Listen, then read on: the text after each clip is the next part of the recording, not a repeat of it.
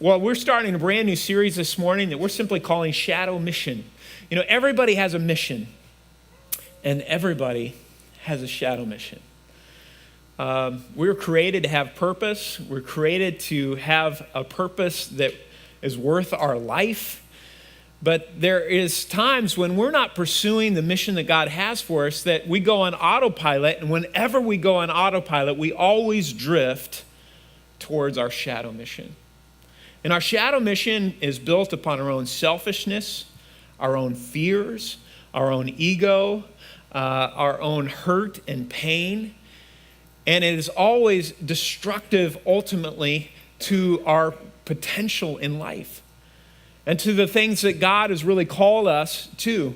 And one of the great stories that we're going to open up in this series is talking about Esther. Esther is such an amazing story in the Bible. If you've never read it, I can't encourage you more to open up your Bible this week and just read the entire story, because it is fascinating to see these purposes and the tension between a person's mission and their shadow mission. And you can see that in every character of the story.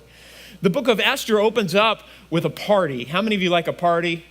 You love the book of Esther because you can almost break down the entire book in a series of banquets.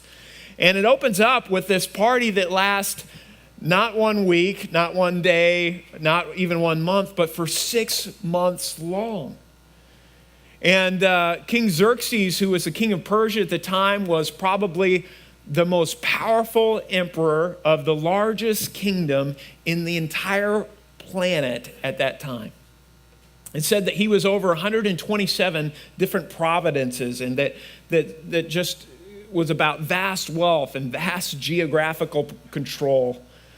And he has this party, and it says this in verse 4, it says, for 180 days he displayed his vast wealth and his kingdom and the splendor and glory of his majesty.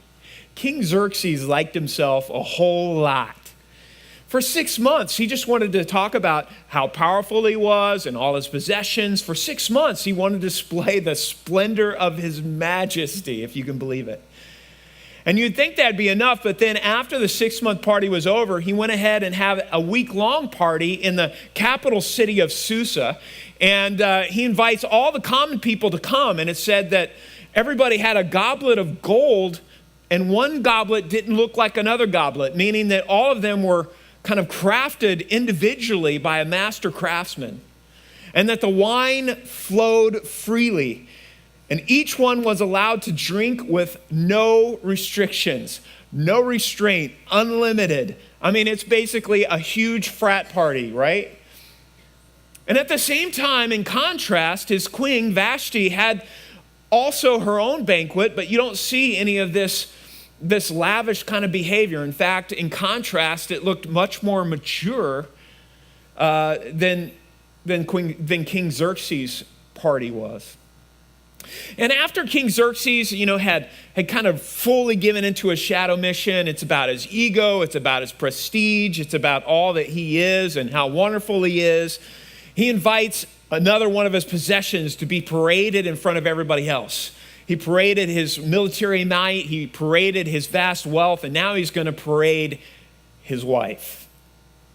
And it says that he was in high spirits from wine when he beckons his wife to come. And you can just imagine what an amazing, fun experience this would have been for Queen Vashti, right? Because they're not honoring her for her great intelligence. And they're not honoring her because she's got this winning personality and so fun to talk to. They're honoring her like she's some kind of piece of meat. And it's the cultural shadow mission of that day that women were only valued for how pretty they were.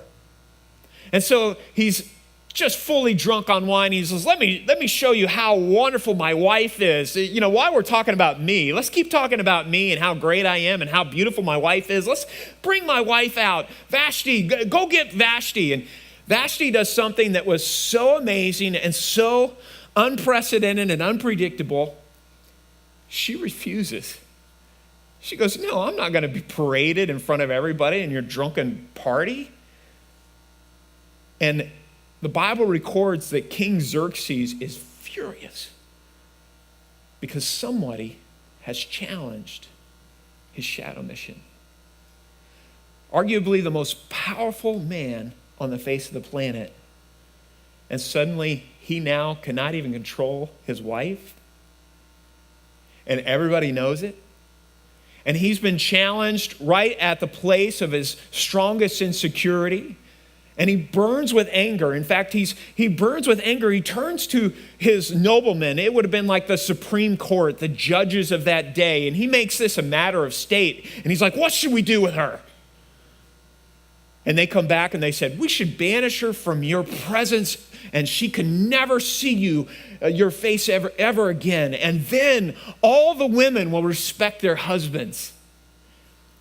Right. All the noblemen's women, they'll respect their husbands, and we're going to set an example. And so that's exactly what they do. And the story goes on that he starts to remember Queen Vashti, but now he's made this law. He can't see her, and he's kind of depressed about it. And so he turns to his attendants and he goes, what should we do? And his attendants come up with this plan. And you got to remember, his attendants are not the noblemen. They're not the judges in the story. They're young teenagers full of testosterone. And so their response is, I know what we'll do. Let's hold a beauty pageant. This really happened. And let's encourage all 127 provinces to submit the most beautiful women throughout the land. And so that's what they do, 127 contestants. And one of them happened to be a young teenage Jewish girl by the name of Esther. And as they were paraded in front of the king, all of these women, the finalists, were there, and they went through 12 months of beauty pageants.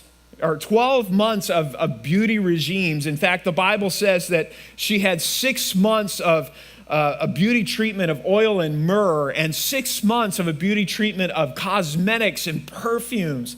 Let me tell you, if you go through 12 months of beauty treatments and you don't look awesome, something is really wrong, right? And if you've ever spent longer preparing for a date than the date actually was, you can understand what we're talking about. There's a lot of stress. But amazingly, Esther is the one that finds favor with the king, and she's brought into this royal position of being now queen of the greatest empire in the world. And Esther was actually an orphan. She was raised by her cousin Mordecai. He was her guardian. And Mordecai had some type of position in the land of Persia and in the citadel there. He was at the gate. And there was another person in the story. His name was Haman. Haman was probably a better leader than King Xerxes, but he was so full of ego and constantly wanted more and wanted prestige and wanted honor. In fact, he was so mortally wounded because Mordecai would not bow down, and as some translations put it, that he would not bow down and worship Haman. Haman wanted to be worshiped. And just like King Xerxes, who would not allow his shadow mission to be challenged, Haman could not tolerate anybody to challenge his shadow mission. In fact, he committed in his heart, not only am I going to kill and wipe out Mordecai, but I'm going to wipe out his entire people, his entire race from the entire land of Persia. We're going to destroy them. And so the Bible records that he approaches King Xerxes with a tremendous amount of money. More money than all 127 providences would have brought to the king. And he goes to the king and he says, listen, there's this troublesome tribe that has infiltrated the land of Persia, and their culture is so much different than our culture. And I think what we need to do is simply wipe them out, and by way of appreciation to get rid of this slime from our country, I'm going to offer you this huge sum of money. And Xerxes loves it, again, because he loves surrounding himself with people that inflate his ego, that approve of him and talk about his majesty, so he can't get enough of this. Haman is deeply into his shadow mission. King Xerxes is deeply into his shadow mission. And Xerxes just simply says, yeah, whatever. He's not even sure what people group it actually is. Mordecai hears of what is about to happen, this day of basic execution and annihilation of the entire people of God from the face of the planet, and he puts on ashes and sackcloth and has this mourning until Mordecai looks up and he realizes there is only one person that could possibly save them. There is only one person that could advocate for them. And it's not the great military leader. It's not the richest guy in the world. It's not the most talented person in the world. It's not even a man. It's a little teenage girl who's now part of the harem. And her name is Esther. And he approaches Esther and he says, Esther, you must advocate for us. There's got to be some way that we can get around this evil plot of Haman. And Esther responds that she doesn't want to go. And she has some unique challenges, and she begins explaining those challenges to Mordecai because she says, listen, it is unlawful to approach the king unless you've been summoned. In fact, it is a capital offense, and they will execute anybody. And the only way that you can be pardoned from this particular capital offense if the king takes notice of you and favors you and holds up his golden scepter. Otherwise, it's an automatic execution that will be enacted immediately. And she goes on to say that King Xerxes at that point in time had not summoned her in over 30 days. And so this initial excitement that he had about her had waned. She understood that he had a whole harem of other girls. And suddenly she realized maybe he's not that favorable to me as he was before. But Mordecai says something that's amazing, and you can see that Esther wrestling with her shadow mission. Maybe I'm just supposed to be a beauty queen. Maybe my value is only how pretty my face is. Maybe it's just about exotic clothes and great perfume as my pleasure. Maybe it's just about those things, and I just need to protect that. But Mordecai challenges her shadow mission with a greater mission that God has given her. And he says this in Esther chapter 4, verse 12. He says, do not think because you are in the king's house that you alone of all the Jews will escape. For if you remain silent at this time, relief and deliverance for the Jews will arise from another place, but you and your father's family will perish. You see, Mordecai really did believe in God's plan. And he makes this statement that is the pivotal point of the entire story. He says this, and who knows that you have come into this royal position for such a time as this.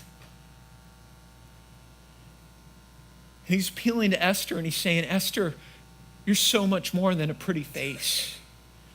You're so much more than just a trophy wife of some middle-aged man who wants to impress everybody with his wealth and prestige.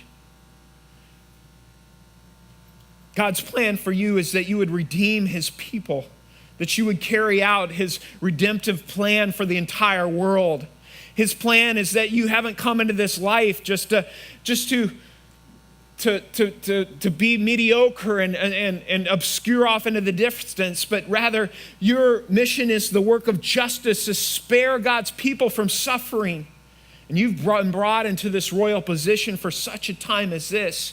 And don't let the shadow mission of this culture delude you into diverting you from God's big plan, because you are the hero of this story.